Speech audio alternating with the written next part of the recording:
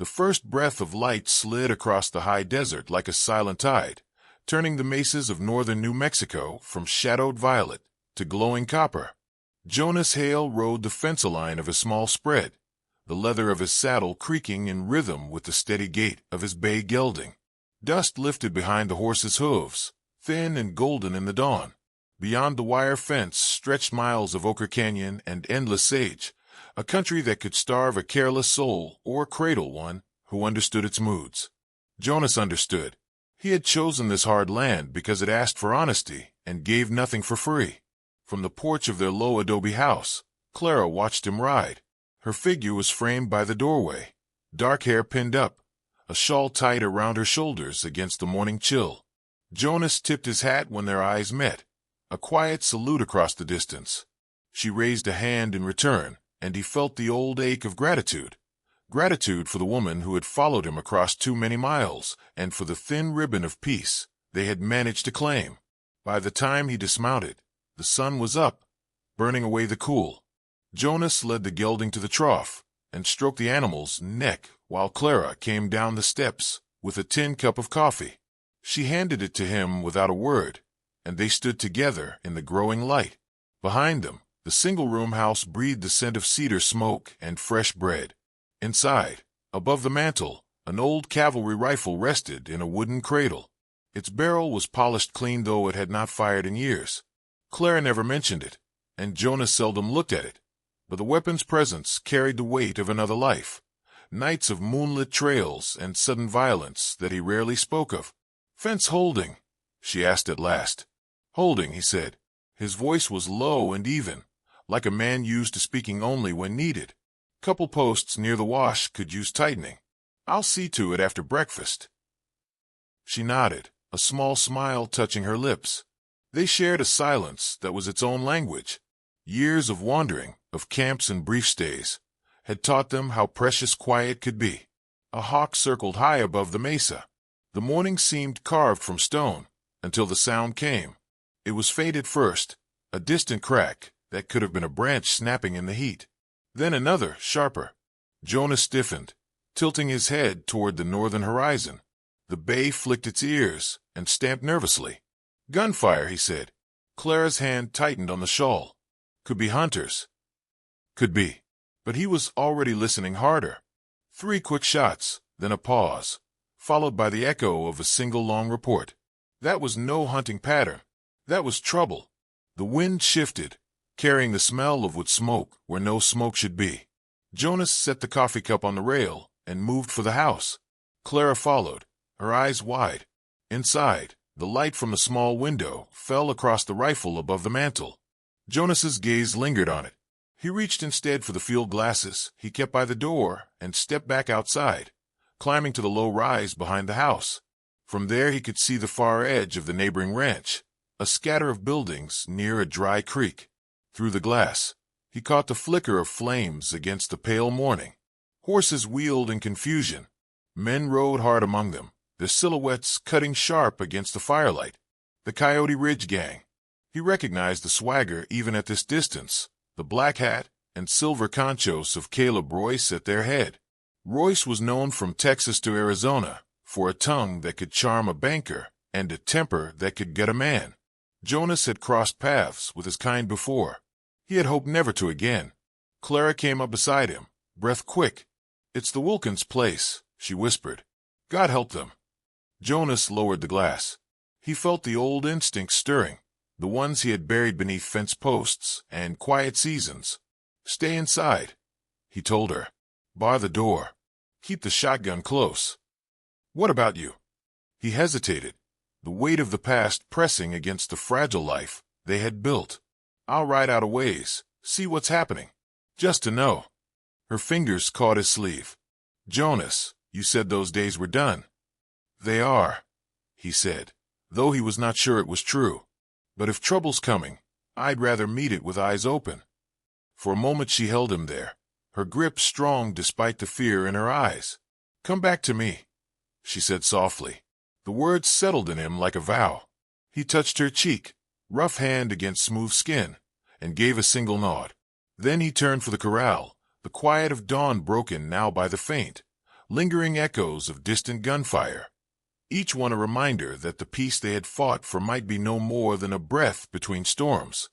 The sun stood high and white when Jonas rode into Red Mesa's trading post, the air already wavering with heat. He bartered for salt, nails, and a sack of flour, pausing to swap a few words with old Mr. Talbot behind the counter. The talk was of drought and coyote sign, ordinary worries that kept men grounded. Jonas lingered only as long as courtesy required, eager to get back before the afternoon winds kicked up. Clara liked to have the chores finished before dusk. He was less than a mile from home when the first scent of smoke reached him. It crawled into his nostrils sharp and wrong, not the sweet cedar of their hearth, but something acrid and wild. The bay threw its head, ears pricked forward. Jonas spurred to a gallop, a cold dread spreading faster than the horse's stride. The barn was already a torch when he crested the last rise. Flames clawed at the sky. Sparks carried on the wind like furious stars. Their small house stood intact, but the door hung open. No sign of Clara. Jonas leapt from the saddle before the horse stopped moving and ran for the doorway, shouting her name. Inside, silence. A single chair lay overturned, a jar of preserves smashed on the floor, crimson fruit glistening like blood in the dirt. Panic tightened around his chest. He spun toward the corral just as a distant rifle cracked. He dove behind the adobe wall, instincts older than memory guiding him. Another shot followed, this one closer, a warning rather than an attempt to kill. He recognized the taunting rhythm. From beyond the burning barn, a rider emerged. Caleb Royce sat tall in the saddle, hat tilted back, a grin cutting across his sunburned face. Behind him, 3 others held Clara between them, her wrists bound, hair whipping in the wind. She struggled once, and Royce tightened his grip on the reins. "Afternoon, Ghost Wolf," Royce called, voice carrying easily over the roar of fire. "Or do they call you Jonas Hale these days? Fine little hideaway you built here." Jonas stepped into the open, hands away from his sides, though every nerve screamed for the rifle hanging above the mantel. "Let her go."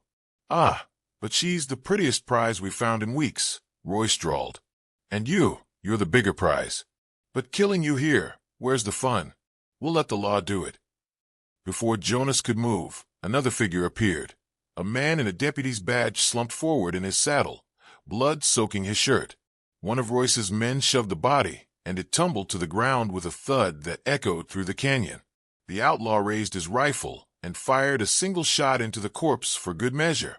"Sheriff Beckett's own man," Royce said, mock solemn. "Found murdered near the Hale Ranch. Folks will talk. They'll say you lost your temper, maybe over land or pride. By the time we're done spreading the tale, they'll hang you before the week's out." Clara cried out, the sound raw and sharp. Jonas lunged forward, but a bullet struck the dirt at his feet. Royce laughed, wheeled his horse, and signaled the retreat. Within seconds they were a blur of dust and hooves, Clara's figure jerking helplessly as they disappeared into the canyons. Jonas knelt beside the dead deputy, fury pounding in his skull. He recognized the man, Frank Dillard, young and eager, barely more than a boy. There was no chance of explaining this when the sheriff arrived. Already he could imagine Royce's riders carrying their poison story to town. The distant thunder of more hooves confirmed it. Jonas looked to the horizon and saw a column of dust, Sheriff Beckett's posse, rifles glinting in the sun. There would be no questions asked. He sprinted inside, snatched the old cavalry rifle from the wall, and slung a canteen over his shoulder. No time for more. The bay snorted as he swung into the saddle and drove the horse toward the back trail, away from the main road. Shots cracked behind him, warning first, then intent. A bullet sang past his ear and another tore through his sleeve, grazing flesh. Heat and pain flared, but he kept low and pressed the gelding harder.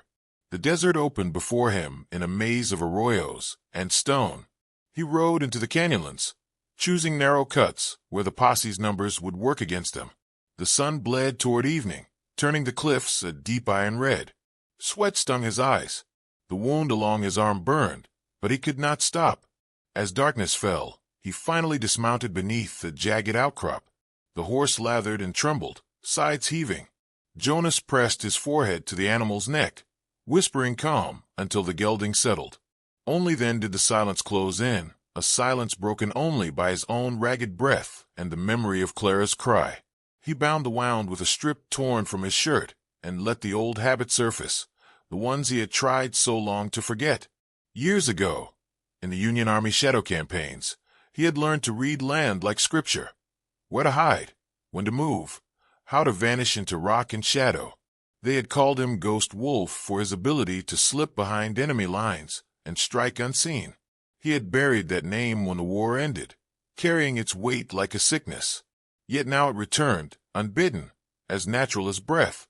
In the darkness, he saw again the cold Missouri nights when he guided raiding parties through enemy camps, the silent flash of knives, the faces of men who never heard him coming. He had told Clara he left that life behind, but the gang had awakened something he could not deny. Jonas stared up at the stars, feeling the fury settle into a colder resolve. Royce thought to frame him, to use the law as a noose. The sheriff might believe the tale. Beckett was a cautious man who hated trouble and feared the governor's wrath. By morning there would be posters nailed to every hitching post from Red Mesa to Silver City. Jonas Hale, wanted for murder. He flexed his wounded arm and felt the familiar calm of the scout descend. The law would not save Clara. The law would hunt him as Royce intended. That left only the skills he had sworn never to call upon again. Far off, a coyote yipped, and the sound echoed like laughter through the stone corridors of the canyon. Jonas rose, silhouetted against the starlit cliffs, a lone figure marked by loss and by a past that refused to stay buried. The night smelled of dust, gunpowder, and the promise of blood. The moon hung low over the canyon rim when Jonas found the narrow trail he remembered from another lifetime. It twisted through stands of pinyon and sharp rock, a path hidden from all but those who knew where to look. The gelding picked its way carefully, ears flicking at distant echoes. Jonas rode without lantern or fire, letting the stars guide him deeper into the high country until the smell of wood smoke drifted on the cold night air. A faint whistle, like the cry of a night bird, slipped through the darkness. Jonas reined in and answered with a soft, three-note call of his own. Silence followed, then the scrape of a moccasin on stone. From the shadows beneath an overhang stepped a tall figure wrapped in a worn blanket, hair bound with a strip of leather. Nanton's eyes caught the starlight, unreadable but sharp as ever. "You come like a ghost," the Apache said quietly. "I thought the war ended for you." Jonas swung down, wincing at the pull in his wounded arm. "It did," he said. "Until tonight." Nanton studied him a moment longer, then gave a single nod and motioned toward a small fire hidden behind a screen of rock. The tracker's camp was sparse, a bedroll, a pot of beans simmering low, a rifle resting across a saddle. Jonas lowered himself beside the flames, the warmth biting after hours of cold wind. Only when the quiet stretched did he speak. "They took Clara," he said. "The Coyote Ridge gang. Royce was leading them." Nanton's gaze darkened. "The thief with the silver hat? I have heard his name. They burned my place, killed a deputy to pin it on me. Sheriff Beckett will hang me if he can catch me." "You run instead of fight." Nanton's voice carried no judgment, only curiosity. "I came here," Jonas answered, "because I can't fight them alone." The tracker sat back, long fingers steepled beneath his chin. "You remember the lessons?" "I remember enough, but I'm not the man I was." Nanton's lips curved in the faintest smile. "The man you were still lives. I see him in your eyes." They spoke little more that night. Jonas ate in silence, the beans rich with wild herbs, while Nanton cleaned and bound the gash along his arm with practiced efficiency. When the fire burned low, Jonas lay awake beneath the vast sweep of stars, the memories he'd tried to bury pressing close. Before dawn, Nanton woke him with a light touch to the shoulder. "Time to remember," he said. The days that followed bled one into the next.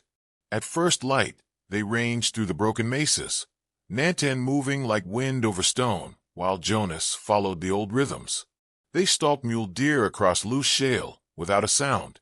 They practiced signals with the cry of birds, the hiss of a snake, the sudden silence that meant danger. Nanton watched Jonas's every step, correcting with a glance or a single word. Muscles long dormant began to obey again, and the desert's music, the scrape of lizard claws, the whisper of sand through cholla, returned to his ears. At night they set up targets along a dry arroyo.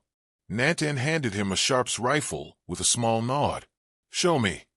Jonas settled into a prone position, the feel of the weapon both strange and intimate. The first shot cracked the stillness and sent a puff of dust from the target's edge. By the third, the bullet punched the center clean. Nantan grunted approval. "You are slow," he said, "but true, like the wolf who waits for the right breath."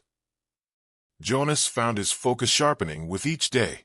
His eyes adjusted to moonlight until he could track a jackrabbit across black rock. He moved without leaving sign, slipping between cactus shadows, circling unseen.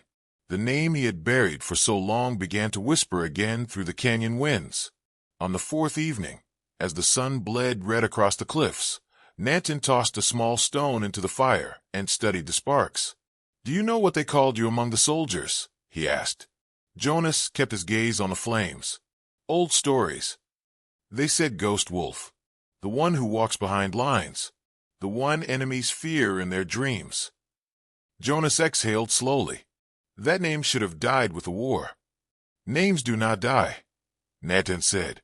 "They wait, like spirits, until they are called again." The words settled heavy in the cooling air. Jonas felt the truth of them in his bones.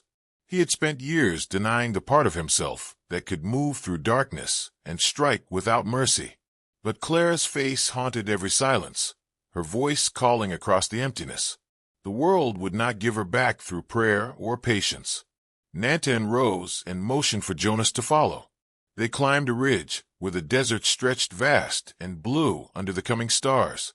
From the crest, the land unfurled in ridges and broken canyons, a maze of shadows. "I have watched the outlaws," Nantan said. "They run guns for soldiers who betray their own. A hidden trail leads to a box canyon west of Skull Mesa. High walls, one narrow mouth. Good for ambush, bad for escape." Jonas's hands tightened on the rifle strap. "She's there. I saw a woman with them 2 nights past. They guard her, but not too close. Royce thinks no one dares follow. They drink, they laugh. They do not watch the stars." Jonas traced the jagged horizon with his eyes, already mapping routes in his mind. The choke points, the cliffs that would hide a rifleman, the dry creek bed that could mask a night approach. Old instincts uncoiled fully now, not as rage but as a cold, deliberate force. Ghost Wolf, the soldiers had called him. A name of fear. Tonight it felt like a promise. "When?" he asked. "Soon," Nantan replied. "Before they move again. 3 nights from now the moon will be dark. We will ride then." Jonas nodded, the decision hardening like iron. He thought of Clara, her laugh in the morning light, the gentle touch of her hand when words failed. He would walk into hell to bring her back, and hell was exactly what Royce had invited. They descended in silence, the desert night alive with the hiss of wind and the far-off cry of a lone coyote. Jonas felt the weight of his rifle across his back, the old strength in his legs, the sharpened awareness that had once made him a legend whispered around campfires. The man who had built fences and planted corn still lived, but alongside him now strode the hunter he had once been, a shadow that needed no moon to find its prey. Somewhere beyond the dark ridges, Clara waited. Between them stood the Coyote Ridge gang and a canyon that would soon become their grave. Jonas welcomed the thought with a calm as cold as the starlit stone beneath his boots. The night of the dark moon came with a wind that smelled of rain and iron. Jonas and Nantan rode without words, their horses' hooves muffled by the sandy wash that led toward Skull Mesa.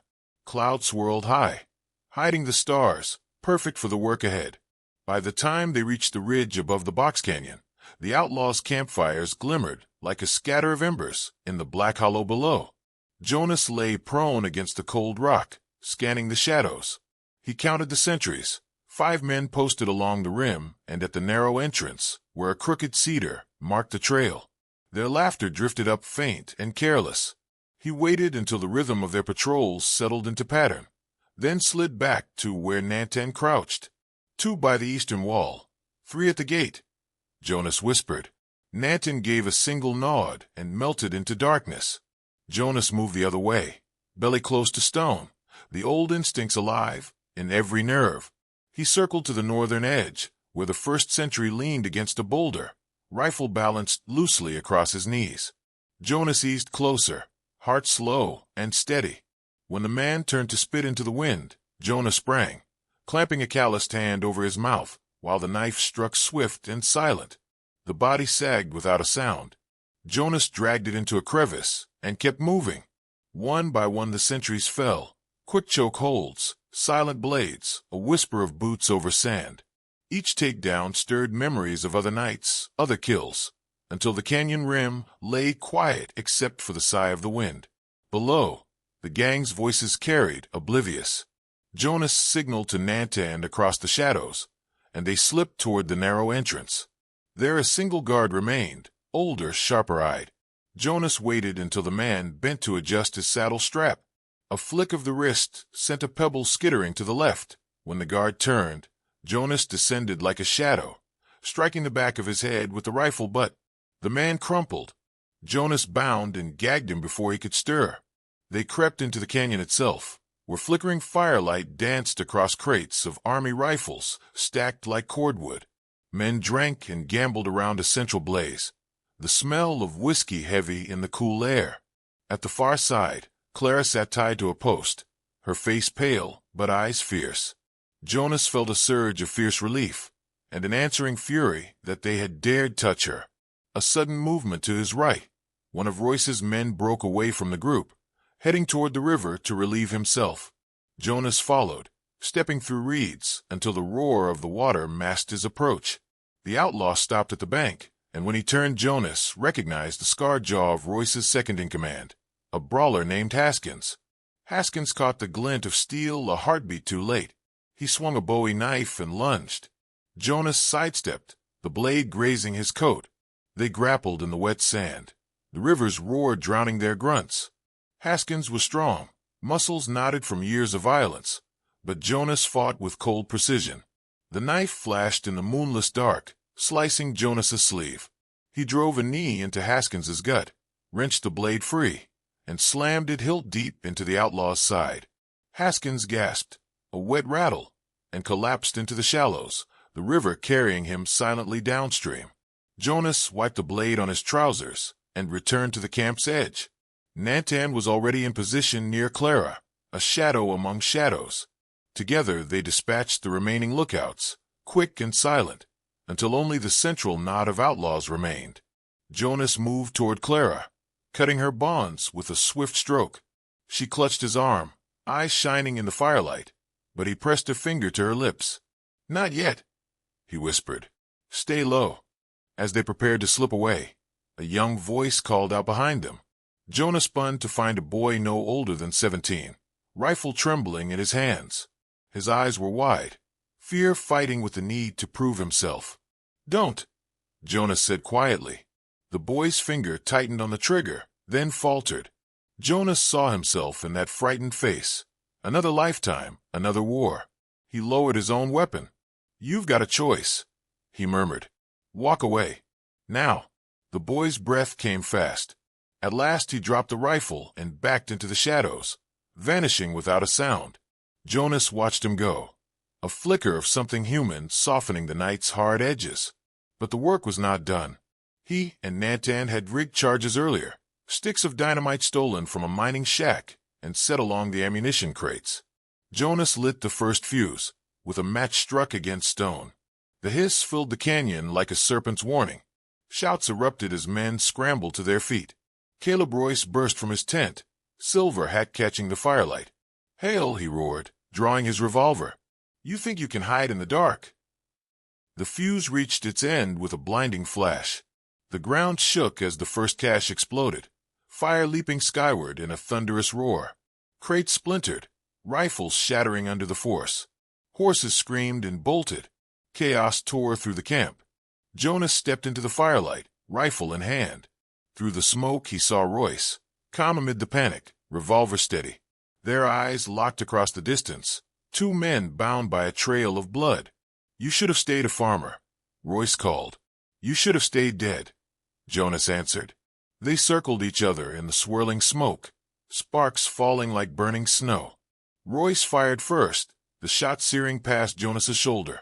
Jonas dropped to one knee, exhaled, and returned fire. The bullet tore through Royce's hat brim, spinning it into the dirt. Royce snarled, fired again. Jonas rolled behind a fallen beam, the echo of gunfire ringing off the canyon walls. Another explosion ripped through the night, shaking the ground. Flames climbed higher, illuminating Royce's face, eyes wild, teeth bared in a grin that held no humor. He advanced, firing, each shot a flare in the smoke. Jonas waited, heart a steady drum. When Royce stepped into the open, silhouetted by the burning rifles, Jonas rose and squeezed the trigger. The report cracked like thunder. Royce staggered, disbelief flashing across his features as he dropped to his knees. The revolver slipped from his hand, clattering on stone. For a moment he seemed about to speak, but only a thin gasp escaped before he pitched forward into the dirt. The last of the dynamite went off, a roar that drowned even the river's fury. Fire roared up the canyon walls, painting the night in crimson and gold. Jonas turned to find Clara beside Nantan, her face lit by the blaze. Relief flooded him, sharp and overwhelming. "Time to go," Nantan said. They mounted quickly, riding out as the canyon burned behind them, a pillar of fire against the dark sky. Jonas did not look back until they reached the ridge. Below, the Coyote Ridge gang's stolen arms crackled and hissed in the inferno, a pyre marking the end of their terror. Clara leaned against him in the saddle, her voice barely a whisper. "It's over." Jonas gazed at the flames one last time, the echoes of gunfire fading into memory. "For them," he said. "For us, it begins again." And with that he turned the horse toward the long trail home, the night wind carrying away the scent of smoke, and the name the soldiers had once given him, a name now reborn in legend, Ghost Wolf.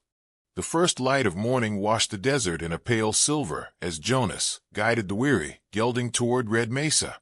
Clara rode behind him, her arms firm around his waist, her face hidden against his back. Beside them, tied to Nantan's spare horse, the young outlaw slumped with his hands bound, head bowed but alive. Behind, the rising sun set the far canyons aflame, smoke from the burned Box Canyon trailing like a dark banner across the sky. They reached the outskirts of town, just as shopkeepers were lifting shutters and sweeping stoops. The few early risers looked up in surprise at the sight. Jonas hale, dusty and hard-eyed, returning from the night as if carved from the stone itself. Whispers rippled along the street before he even reached the sheriff's office. Sheriff Beckett emerged, his broad frame filling the doorway, eyes narrowing under the brim of his hat. Two deputies flanked him, rifles ready. "Jonas," Beckett said, voice cautious, "you've got gall, riding in with a warrant on your head." Jonas dismounted slowly, helping Clara down before turning to face the lawman. "You'll want to hear me out before you start barking orders," he said. His voice carried the weight of something colder than anger. He gestured toward the youth on the spare horse. "This boy will tell you what really happened." The deputies moved forward, confusion flickering across their faces as they noticed the prisoner's outlaw gear, the bruises on his jaw. Beckett frowned. "And what's he supposed to tell me?" "That Caleb Royce murdered your deputy," Jonas said. "Framed me for it. My barn burned because I wouldn't bend to his trade. He and his gang are finished. Every last man who drew steel on me is dead or scattered. You'll find the rest of their cache in a box canyon west of Skull Mesa. What's left of Royce himself is there, too." The sheriff's jaw tightened. "That's a fine tale. But talk is easy." Jonas stepped aside and nodded to the boy. The young outlaw swallowed hard under Beckett's stare. "It's true," he said hoarsely. "Royce planned it all. Killed that deputy to set Jonas up. I couldn't stop him." Beckett's eyes sharpened. "Why confess now?" "Because he let me live," the boy whispered, glancing toward Jonas. "Could have killed me like the rest. Said I had a choice." A murmur spread among the small crowd gathering in the street. Beckett held Jonas's gaze for a long, silent moment, then motioned to the deputies. "Get this boy inside. We'll take his statement." When the door closed behind them, Beckett exhaled. You know how this looks, Hale. Folks been ready to string you up since last night. Jonas met his eyes without flinching. Then you'd better tell them the truth before someone else gets hurt. The sheriff studied him for another beat, then nodded once. You saved me a world of trouble, bringing him in alive. He turned to the crowd. Listen up. The charge against Jonas Hale is withdrawn. He's cleared. Caleb Royce and his gang were the murderers. Spread it. Relief rippled through the onlookers, some muttering apologies, others tipping hats in silent respect. Jonas felt none of it. He only turned to Clara, whose shoulders had straightened the moment Beckett spoke. They walked together toward the small square behind the jail where morning light slanted through cottonwoods. Clara's eyes held the desert's hard brightness. It's done, she said quietly. For now, Jonas answered. He touched the cut along his arm, the ache of the night's violence still fresh. The ranch is gone. We can rebuild, she said. We will. They took our home, Jonas, but they didn't take us. Her words settled deep, more comforting than any promise of safety. He thought of the quiet mornings they had shared, the fragile peace they had carved from the harsh land. It would not be easy to reclaim, but he saw in her gaze the same iron that had carried her through fire and fear. Nantan approached, his presence as silent as the dawn itself. The law will write its stories, he said, but the people will tell another. What story's that? Jonas asked. Nantan's eyes gleamed. They will speak of the ghost wolf who walked into the night and hunted the hunters. They will say he cannot be caught, that he waits in the dark for those who bring harm. Jonas felt a faint shiver of the past brush against him, the name that had once followed him through the war, now alive again on the lips of strangers. He looked at Clara, who offered the smallest, knowing smile. Let them talk, she said. We know who you are. The town slowly returned to its morning rhythm, but the whispers lingered, carrying outward with each traveler who left Red Mesa that day. Stories grew with the telling, of a rancher who vanished into the desert like smoke, of centuries felled without a sound, of a canyon lit by fire where an outlaw king met his end. They called him Ghost Wolf, the quiet man who rode swifter than any posse and struck with the certainty of judgment itself. By the time Jonas and Clara prepared to leave, the legend had already taken root. Children peered from doorways as he passed, their eyes wide. A blacksmith tipped his hat and murmured, Ghost Wolf, as if the name were a prayer. Jonas said nothing, only helped Clara into the saddle and turned his horse toward the open land. They rode out side by side, the desert stretching endless and bright before them. Behind, Red Mesa shrank to a speck against the morning sky. Ahead lay hard work, fences to mend, a home to raise from ashes. But they carried with them the unspoken truth, that justice, once awakened, does not sleep easily. The wind rose at their backs, carrying the faint echo of coyotes across the wide plain. Clara reached for his hand, her grip warm and steady. Jonas clasped it, feeling the life they had fought to keep pulsing between them. Whatever name the world gave him, husband, rancher, Ghost Wolf, he knew only this mattered, that they faced the long road together, and that no darkness could stand forever against the coming dawn.